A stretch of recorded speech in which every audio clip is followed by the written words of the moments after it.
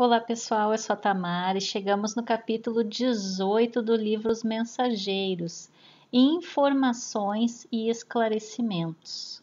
Retomando que no capítulo anterior, a Ismália tinha se afastado do grupo e eles comentaram a situação do casal, Alfredo e Ismália, e agora ela retorna à conversação ali e nós iniciamos o texto. A volta de Ismália ao círculo da conversação impediu o prosseguimento do assunto. Aproveitando talvez a oportunidade, Aniceto perguntou ao administrador: "Que me diz da continuação de nossa viagem? Estimaríamos alcançar ainda hoje as esferas da crosta." Dirigiu-nos Alfredo significativo olhar e falou: "Não me sinto com o direito de alterar-lhes o plano de serviço, mas seria conveniente pernoitarem aqui. Nossos aparelhos assinalam a aproximação de grande tempestade magnética, ainda para hoje. Sangrentas batalhas estão sendo travadas na superfície do globo. Os que não se encontram nas linhas de fogo permanecem nas linhas da palavra e do pensamento. Quem não luta nas ações bélicas está no combate das ideias, comentando a situação. Reduzido o número de homens e mulheres continuam cultivando a espiritualidade superior. É natural, portanto, que se intensifiquem ao longo da crosta espessas nuvens de resíduos mentais dos encarnados invigilantes, multiplicando as tormentas destruidoras." Lembrando aqui que qualquer ação voltada a comentário, a compartilhamento de videozinhos, de fofoca, de hipóteses, ou eu não estou falando, mas eu estou aqui pensando, eu estou fechada em medo, em angústia, em pensamentos inferiores, eu estou emanando fluidos, resíduos mentais pesadíssimos, densos, onde eu estiver, e isso não ajuda quem está à minha volta, não ajuda o planeta como um todo. Quando nós estamos cultivando pensamentos bons, em oração, nós estamos irradiando fluidos, pensamentos luminosos. E se a gente for parar para fazer uma avaliação de apenas um dia da nossa vida, na maioria do tempo durante um dia, o que permeia os nossos pensamentos, o que nós comentamos, o que nós sentimos, é a maioria pensamentos bons, comentários bons, ou é na sua maioria fofocas, medos, intrigas, pensamentos negativos? O que será que a gente está emanando nesse momento? O que será que a gente mais emanou de fluidos mentais hoje?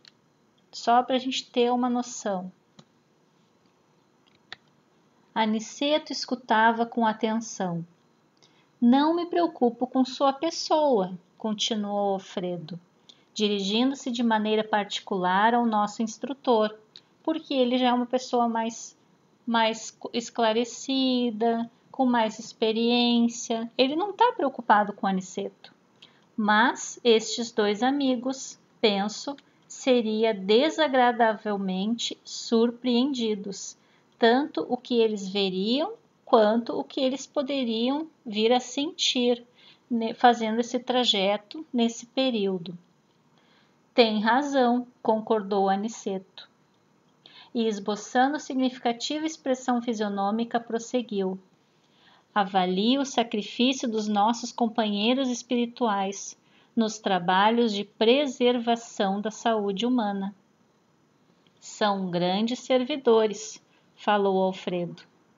"De quando em quando observo-lhes pessoalmente os núcleos de atividade santa.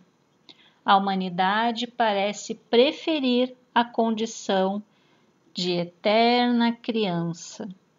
Faz e desfaz patrimônios da civilização como se brincasse com bonecas.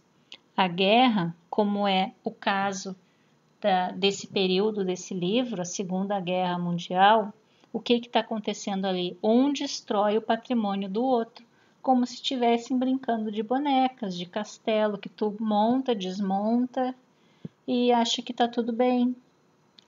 Nossos amigos suportam pesados fardos de serviço para que as tormentas magnéticas, invisíveis ao olhar humano, não disseminem vibrações mortíferas, a se traduzirem pela dilatação de penúrias da guerra e por epidemias sem conta.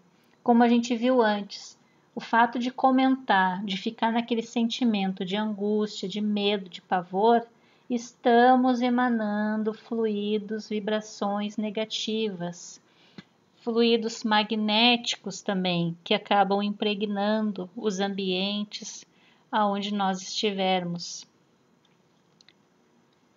As colônias espirituais da Europa, mormente as de nosso nível, estão sofrendo amargamente para atenderem às necessidades gerais. Já começamos a receber grandes massas de desencarnados, em consequência dos bombardeios.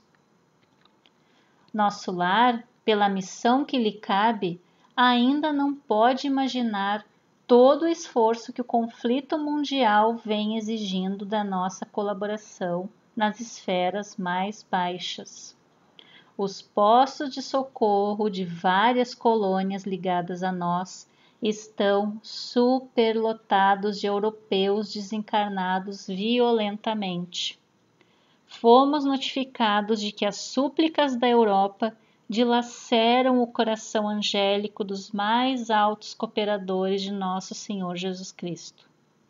Aos terríveis bombardeios na Inglaterra, na Holanda, Bélgica e França, sucedem-se outros de não menor extensão. Não é só os bombardeios materiais das bombas dos aviões, é os bombardeios do pensamento, da fofoca, da disseminação do pavor. Depois de reiteradas assembleias, nossos mentores espirituais resolveu-se providenciar a remoção de pelo menos 50% dos desencarnados na guerra em curso para os nossos núcleos americanos. Temos aqui o nosso campo de concentração com mais de 400 doentes enfermos desencarnados da guerra. Então, daqui dessa região que está acontecendo a guerra, está sendo transferido para os postos de socorro nas esferas espirituais da região aqui em torno de nosso lar, São Paulo, Rio de Janeiro, se não pelo Brasil todo. Mas não há dificuldade no socorro a essa gente? Indagou Aniceto em tom grave. E a questão da linguagem? Lembrando que Aniceto é uma pessoa esclarecida, mais experiente, e ele está perguntando essa questão da linguagem. E nós, como estudantes espíritas, nós lemos e introjetamos que nós nos comunicamos pelo pensamento. Só que com este capítulo desse livro, a gente está vendo que cada caso é um caso. Cada situação, cada época, tudo é uma complexidade, não dá para ser uma regra geral para tudo.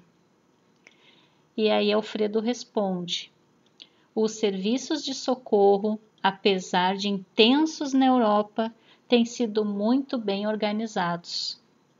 Para cada grupo de 50 infelizes, as colônias do Velho Mundo fornecem um enfermeiro instrutor, com que nos possamos entender de modo direto. Então, eu coloquei aqui para representar, seria uma enfermeira instrutora falando uma língua. Eu coloquei aqui o polonês só para a gente ter uma melhor visualização, um melhor entendimento.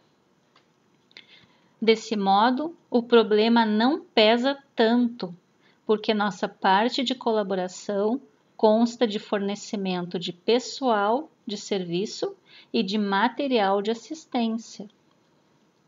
Então, eu acho que já vários aqui dos desencarnados provavelmente nem sabem que estão desencarnando, então tem mais essa questão também. E aí eles estão lá, não sabem que podem falar pelo pensamento, se expressar pelo pensamento, e aí, para dar o socorro imediato e rápido, é melhor que se tenha um tradutor para agilizar o atendimento à assistência. Não seria, porém, mais justo, indagou Vicente, que os desencarnados dessa espécie fossem mantidos nas próprias regiões do conflito, porque lá deve ter as suas colônias espirituais também? Então Alfredo sorriu e explicou: nossos instrutores mais elevados são de parecer que essas aglomerações seriam fatais à coletividade dos espíritos encarnados. Determinariam focos pestilenciais de origem transcendente, com resultados imprevisíveis. Inúmeros de nossos irmãos que perdem o corpo nas zonas assoladas não conseguem subtrair-se ao campo da angústia, mas quantos ofereçam possibilidades de transferência para cá, dentro das nossas cotas de alojamento, são retirados dali, sem perda de tempo, para que seus pensamentos atormentados não pesem em demasia nas fontes vitais das regiões sacrificadas. Aqui é só um recorte do livro Nosso Lar, de um dos capítulos. Aqui é a primeira noite de André Luiz lá nas câmaras de retificação, onde ele se dá conta de uma enfermaria superlotada e todos os doentes gritando, pedindo socorro, querendo ar, querendo ajuda, não aguenta mais. Então imagina essa mesma cena lá numa colônia bem próxima onde está acontecendo a guerra. Então esses doentes enfermos estariam continuamente irradiando esses fluidos pegajosos, inferiores, na própria região onde está acontecendo a guerra. Então seria uma soma de fluidos pesadíssimos que foi bem solucionado quando transferiram metade, 50%, para fora daquela região ali. Botaram lá para o Brasil para que esses fluidos não chegassem até aqueles que ficaram ainda na guerra, não alcançassem eles de alguma forma. Nesse interim, Aniceto interveio esclarecendo: embalde voltarão os países do mundo aos massacres recíprocos. O erro de uma nação influirá em todas, como o gemido de um homem perturbaria o contentamento de milhões. A neutralidade é um mito, o insulamento uma ficção do orgulho político. A humanidade terrestre é uma família de Deus, como bilhões de outras famílias planetárias no universo infinito.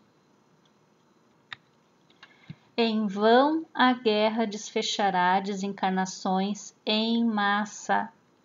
Esses mesmos mortos pesarão na economia espiritual da Terra. Enquanto houver discórdia entre nós, pagaremos doloroso preço em suor e lágrimas. A guerra fascina a mentalidade de todos os povos, inclusive de grande número de núcleos das esferas invisíveis. Quem não empunha as armas destruidoras, dificilmente se afastará do verbo destruidor, no campo da palavra ou da ideia. mas todos nós pagaremos tributo. É da lei divina que nos entendamos e nos amemos uns aos outros. Então aqui ele acho que está repetindo o que ele falou lá no primeiro slide, que a gente pode não estar lá na guerra, mas se a gente está comentando com alguém, se a gente está pensando no sentido de emoções inferiores com relação à guerra, a gente está prejudicando, porque estamos irradiando pensamentos carregados dessas emoções negativas. Então, estamos sim, de alguma forma, aumentando as dores, aumentando as nossas dívidas também. Porque se nós temos que amar uns aos outros, o que eu tenho que fazer quando acontece algo ruim lá do outro lado do planeta? Eu tenho que rezar. Eu tenho que pedir misericórdia, porque somos uma família. O nosso planeta é como se fosse uma família só, uma casa só. E cada aposento dessa casa é uma região do planeta. Se uma região está brigando, está emanando fluidos, está de certa forma impregnando esses fluidos no restante da casa. Então nós somos uma família. Nós temos que, independente de condição, de religião, de crença, independente de tudo, somos uma família. E amar uns aos outros é respeitar, é irradiar boas vibrações e de forma alguma comentar, criticar, compartilhar, falar mal. Tudo isso é prejudicial. Todos sofreremos os resultados do esquecimento da lei, mas cada um será responsabilizado de perto pela cota de discórdia que haja trazido à família mundial. Então, olha aqui, o que a gente estiver comentando, estiver emanando de negativo para qualquer ser que seja, nós seremos responsabilizados. Nós teremos que retificar o que a gente está fazendo de errado, vamos ter que corrigir. Alfredo, que parecia ponderar seriamente os conceitos ouvidos, observou: é justo. Aniceto voltou a considerar após silêncio mais longo. Estive pessoalmente a semana passada em Alvorada Nova, que é uma cidade espiritual como nosso lar, que fica em zonas mais altas, e vinha saber que avançados núcleos de espiritualidade superior dos planetas vizinhos, desde as primeiras declarações desta guerra, determinaram providências de máxima vigilância nas fronteiras vibratórias mantidas conosco. Então, para quem quiser complementar seu estudo, aqui é a capa de um livro, o livro Alvorada Nova. Esse livro, ditado pelo espírito Kaibar Schutel, é uma das mais antigas colônias sobre o planeta. Foi criada antes mesmo do Brasil existir como país. Possui cerca de 250 mil moradores, está localizada sobre a cidade de Santos e atualmente ela é coordenada por Kaibar Schutel. E no estudo do livro Nosso Lar, quando Lísias está contando para André sobre a criação da cidade, Nosso Lar, ele comenta que instrutores dessa cidade, Alvorada Nova, ajudaram a construir a cidade do Nosso Lar. Ensinam-nos os vizinhos beneméritos que devemos suportar nos próprios ombros toda a produção de mal que levarmos a efeito.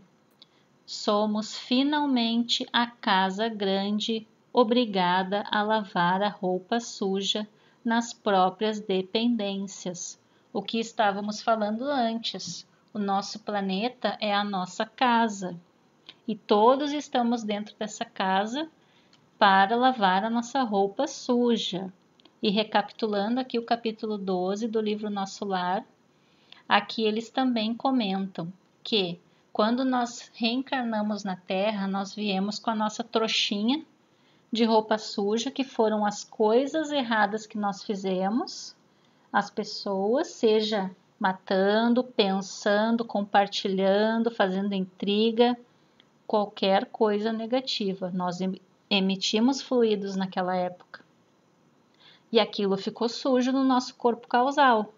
Então, nós reencarnamos com a nossa trouxinha de roupa para lavar no tanque da nossa casa. Se eu estou exercitando a paciência, a tolerância, se eu estou perdoando, se eu estou fazendo prece para todo o planeta e não só para as minhas famílias, eu estou lavando a minha roupa suja. Se eu não estou fazendo isso, a minha roupa continua lá no tanque para lavar. E sabe-se lá quando que eu vou acordar para lavar a minha roupa suja. Sorrimos todos com essa comparação. Ismalha, que permanecia em silêncio, não obstante, a funda impressão que se lhe estampara no rosto, considerou com delicadeza.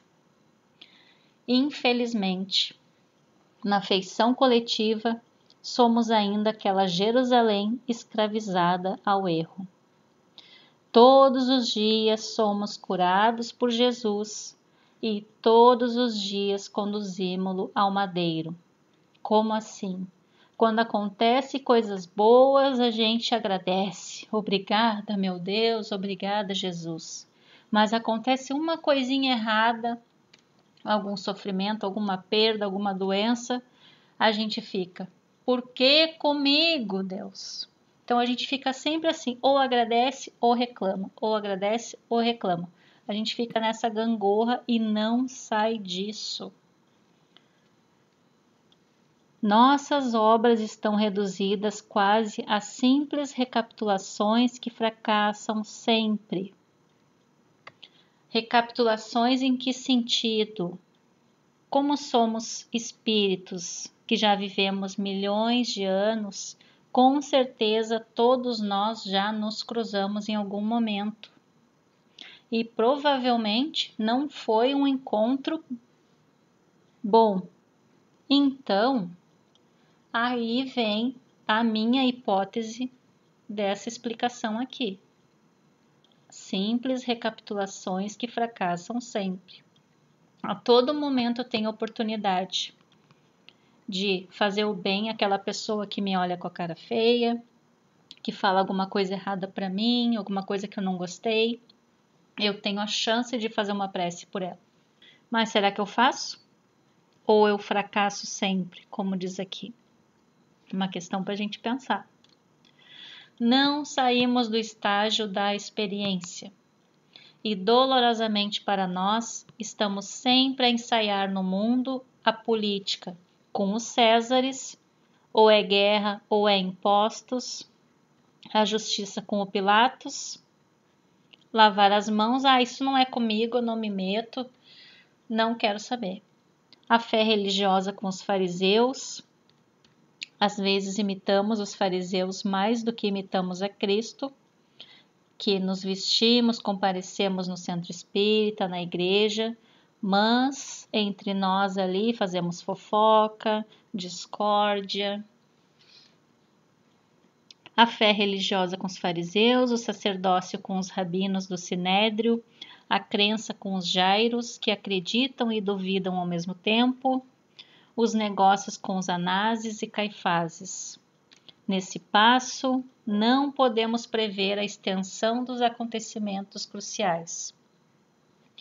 E encantado com as definições ouvidas, aventurei-me a dizer. Mas antes de passar para outro slide, só mais uma questãozinha para nos provocar. Será que nós somos aquelas pessoas que comentam assim: eu dou um boi para não entrar numa briga, mas eu dou uma boiada para não sair? Se eu tenho esse pensamento, nada disso aqui eu estou exercitando. Porque eu já estou querendo dizer, não se mete comigo, porque vai ter. Me deixa quieta. Se tu mexer comigo, vai sobrar para ti. Nada do que a gente viu aqui entrou no nosso coração. Somos uma família, estamos tendo a oportunidade de nos fazer o bem. E quando a gente fala isso aqui, a gente não está fazendo bem para ninguém, nem para nós mesmos. Como é angustiosa, porém, a destruição pela guerra. Nestes tempos, contudo, observou Alfredo, bondosamente, a prece é uma luz mais intensa no coração dos homens. Bem se diz que a estrela brilha mais fortemente nas noites sem luz. Imaginem que, para iniciar providências de recepção aos desencarnados em desespero, já fui mais de uma vez aos serviços de assistência na Europa. Há dias em missão dessa natureza, fomos eu e alguns companheiros aos céus de Bristol. A nobre cidade inglesa estava sendo sobrevoada por alguns aviões pesados de bombardeio. As perspectivas de destruição eram assustadoras. No seio da noite, porém, destacava-se a nossa visão espiritual, um farol de intensa luz. Lá atrás um farol, ó. Seus raios faiscavam no firmamento, enquanto as bombas eram arremessadas ao solo. A chefia da expedição recomendou a nossa descida no ponto luminoso. Com surpresa verifiquei que estávamos numa igreja, cujo recinto devia ser quase sombrio para o olhar humano, mas altamente luminoso para nossos olhos. Notei então que alguns cristãos corajosos reuniam-se ali e cantavam hinos. O ministro do culto lera a passagem dos Atos, em que Paulo e Silas cantavam à meia-noite na prisão, e as vozes cristalinas elevavam-se ao céu, em notas de fervorosa confiança. Alfredo está falando que numa viagem que ele foi, no exato momento ali da guerra, eles encontraram um ponto luminoso e que eles foram lá ver o que eram, e eram cristãos dentro da igreja rezando, cantando. E aquele simples fato irradiava, a luminosidade que a gente vem falando por vários slides aqui. Enquanto rebentavam estilhaços lá fora, os discípulos do Evangelho cantavam, unidos em celestial vibração de fé viva. Nosso chefe mandou que nos conservássemos de pé, diante daquelas almas heróicas que recordavam os primeiros cristãos perseguidos, em sinal de respeito e reconhecimento. Ele também acompanhou os hinos e depois nos disse que os políticos construiriam os abrigos antiaéreos, mas que os cristãos edificariam na terra os abrigos antitrevosos. Quando a gente ora por todos, vibra, canta, nós estamos criando, edificando abrigos antitrevosos. Estamos em meio a trevas, porque a maioria das pessoas, infelizmente, fica nesse ciclo repetitivo de conversas, fofocas, nada edificante, e isso contribui, aumenta os nossos fluidos densos que envolvem o nosso planeta. Então, fica virando um serviço de faxina e limpeza, faxina e limpeza. E aí a nossa oportunidade de limpeza, porque somos todos uma família, não nos cabe julgar ninguém, e sim a auxiliar, a vibrar positivamente. Às vezes, concluiu o senhor do castelo, em tom significativo, é preciso sofrer para compreender as bênçãos divinas. Que possamos refletir sobre esse capítulo, que possamos ter a oportunidade de vibrar, de orar por todo o nosso planeta, por todos os nossos governantes, por todos os que sofrem, por todas as pessoas que estão nesse momento fazendo coisas erradas, matando, roubando, que possamos rezar por eles, porque são todos nossos irmãos. Vamos exercitar essa irmandade tão falada nos ensinamentos espíritas, religiosos. Vamos exercitar todos nós. Que todos fiquem bem, em paz e até o próximo capítulo.